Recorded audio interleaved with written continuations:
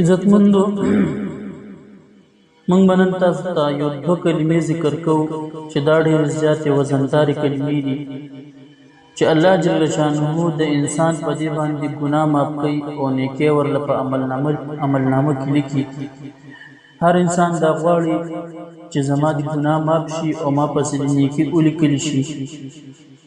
نو خو یو انسان دا وي چې زه الفاظ نشم ادا کولی، نو دوه الفاظ دي، دوه کلمې دي، کوشش دې وکړي چې دا زده کړي او دا په عمل کې راولي چې صرف د ورځې سل کرته دا الفاظ وي، دا دوه کلمې وي، الله جل شانه به ګناهونه معاف کوي.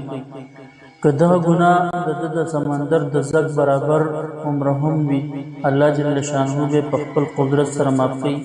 او په صحیح مسلم کې راځي چې الله جل شانه به دته په عملنامه کې 1,40,000 نیکۍ ولیکي او دته به ملو شي.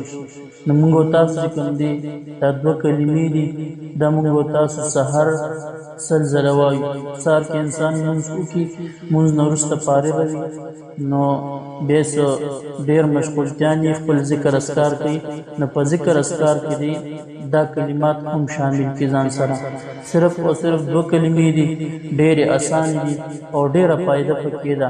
انشاءالله موږ تاسو چې دا په عمل کې راولو، الله جل شانه به موږ تاسو د دې په برکت سره زموږ ګناهونه معاف کړي. الله جل شانه به زموږ په عملنامه کې نیکۍ ولیکي.